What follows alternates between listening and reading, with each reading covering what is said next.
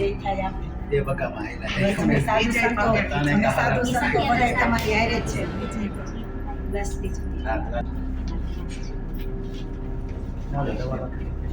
સીતારામની માતાજીની દયાથી હું પદ્મિનીમાને ઉપવાસ છોડાવવા આવી છું બાપાની દયાથી હું ઉપવાસ છોડાવું છું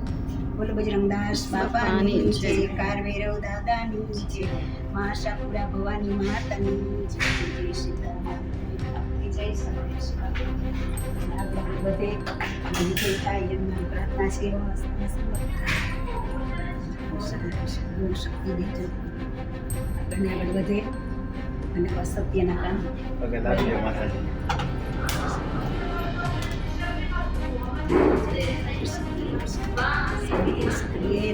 વધારે જય તમારા આશીર્વાદ છે બાપા સીતારામના બોલો બજરંગદાસ બાપાની જય કારવેરવ દાદાની જય મા ભવાનીની જય જય શ્રી એ ભલે અત્યારે સાઈડલાઈન કરે મારા સમાજની લડાઈ છે એટલે હું લડીશ પણ ભવિષ્યમાં હું સંકલન સમિતિ સાથે નહીં જોડાવા માંગુ કોણ તમને સાઈડલાઈન કરે છે શું કહેશો કંઈ એ તો હવે આમાં બોલવા જેવું નથી અને મને એકને નહીં બીજા 2-4 બહેનો જે સત્યની લડાઈ લડે છે એને પણ સાઈડલાઈન કરવામાં આવ્યા છે ગઈકાલે તમારી તબિયત ખરાબ થઈ હતી કોઈ સંકલન સમિતિના કોઈ સભ્યો તમને મળવા આવ્યા છે હા જ્યારે રેલીમાં મારી તબિયત ખરાબ થઈ હતી ત્યારે સંકલન સમિતિના તૃપ્તિબા રાવળ અમારે રેલનગરમાં મિટિંગ યોજી હતી પણ એવું નહોતું થયું કે પદ્મિનીબાને અમે દવાખાને જઈને પૂછીએ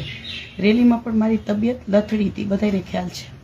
રાજકોટ કોંગ્રેસ લોકસભા સીટમાંથી પરેશ ધાનાણીએ ફોર્મ ભર્યું છે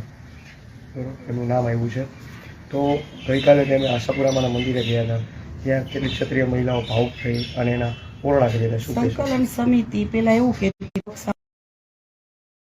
અત્યારે 300 બહેનોનું કંઈ ફોર્મ બોર્મ ભરાણું નહીં અને હવે રાજકીય પક્ષ એ લોકો જ ના પાડતા હતા કે લઈ આવવાનું નથી અને કોઈને વોટ નથી કરવાનું કોઈ પણ પક્ષને તો અત્યારે આ બધું ચેન્જ કેમ થઈ ગયું સંકલન સમિતિ શું રાજકારણ કરી રહી હોય તમારી સાથે એવું નથી લાગતું એ તો ઈ જાણે અને કુદરત જાણે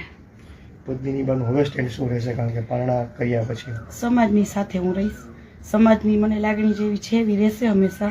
સમાજ જે કહેશે હું કરીશ પરસોત્તમ રૂપાલાની ટિકિટ તો ઉમેદવારી ફોર્મ તો ભરી દીધી પણ શું રદ નહીં થાય તો પદ્મિનીબા એકલા લડશે આ બધામાં વ્યક્તિગત લડાઈ હોત તો એકલી પણ લડત હું પણ મારી વ્યક્તિગત લડાઈ નથી આ સમાજની લડાઈ છે સમાજ જે કહેશે હું પગલાં લઈશ ક્ષત્રિય સમાજ છે પદ્મિનીબા સાથે રહેશે કે સંકલન સમિતિ સાથે એ સમાજને વિચારવાનું છે સમાજને શું સંદેશો દેવા માગશો તમે બસ ગુમરાહ ન થાવ રાજકીય પક્ષમાં ન લઈ આવો આ બેનું દીકરીનો પ્રશ્ન છે થાય છે પછી કંઈક વાતો થાય છે એટલે અમે કન્ફ્યુઝ થઈ ગયા છીએ અન્ય જે ત્યાગ હતો એના પારણા કર્યા છે ગુરુજી દ્વારા શું કહેવા માગશો મને ત્યાં તરત જ મારી નસો સુકાઈ ગઈ છે નસો પણ મળતી નથી ડૉક્ટરે તાત્કાલિક જમવાનું કીધું એટલે પછી મોટા આગેવાનો પીટી મામા છે જેપીભાઈ છે બધાએ કીધું તું અને મને ઘણા ટાઈમથી આપણા કરણી સેનાના વીરભદ્રભાઈ પણ આવ્યા હતા રબારી આખું આવ્યો હતો